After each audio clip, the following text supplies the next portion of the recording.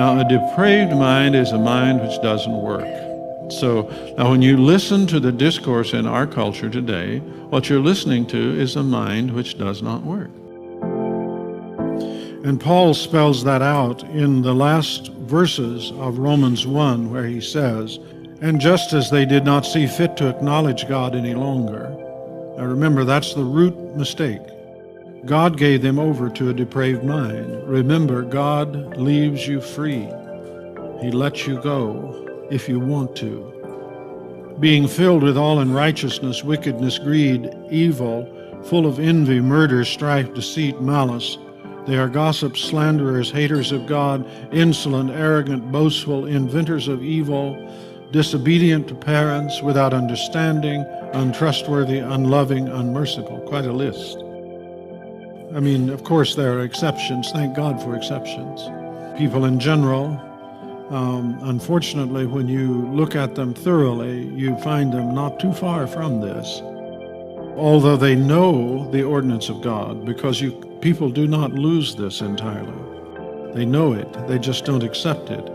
That those who practice such things are worthy of death, they not only do the same, but also give hearty approval to those who practice them. Now, the situation we are in today is one where there is no recognized body of moral knowledge, because this progression has moved along to the point that it has.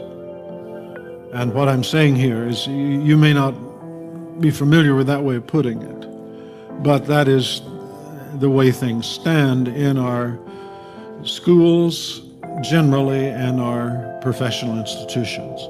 And it is that way because when nature disappears, knowledge and truth disappear, because then there's nothing to be known. And what takes over then is political correctness. Now, what is political correctness? It is correctness in someone's view. That's political correctness, and that's all that's left. So now all we have are pressure groups pushing for this or that or the other, with the idea that the church and the way of Christ is just another pressure group. So just one among many groups of people who want certain things. And implicit in this is the idea that will is the only thing you have to deal with. So you have a bunch of people called Christians, and their desires and wills go in one direction. You have other people, and their desires and will goes in the other direction. Now, of course, it's all a sham. The truth is, what is good for human beings and what is right for them to do does not change fundamentally. And whenever you're in a personal relationship, and for example, you tell someone what is false, they will treat you as if that was wrong. And they will treat you as if this was not just their opinion and their feeling. Because the truth is that good and right are built into human nature, and no matter what you say about it in an effort to have perfect liberty, you don't believe it, actually. But the human capacity to know the good and the right is distorted by the human will to fulfill desire. Now, I'm putting a lot of stuff at you. Some of it's pretty heavy, but if you can just get that one point now, it will sum up a lot of what I'm trying to say to you. I'll say it again. The human capacity to know the good and the right is distorted by the human will to fulfill desire. We want what we want. And that is why, of course, a divine source of knowledge is essential to human life. And we've been told that over and over by people through history, and it actually is true. And that's because, going back to the last presentation, the human capacities to know are extremely limited.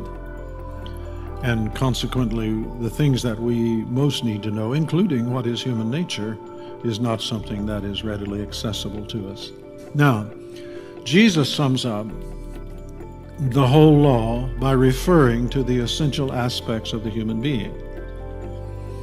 And he refers to the heart, soul, mind, and strength. And loving God with all your heart, with all your soul, with all your mind, with all your strength, and loving your neighbor as yourself. All right, very simple. Now remember what was said about love. If you love something, you will its good. So to love God with all your heart, soul, mind, and strength is to will what is good for God with all your heart, soul, mind, and strength, and your neighbor as yourself. That's what it is.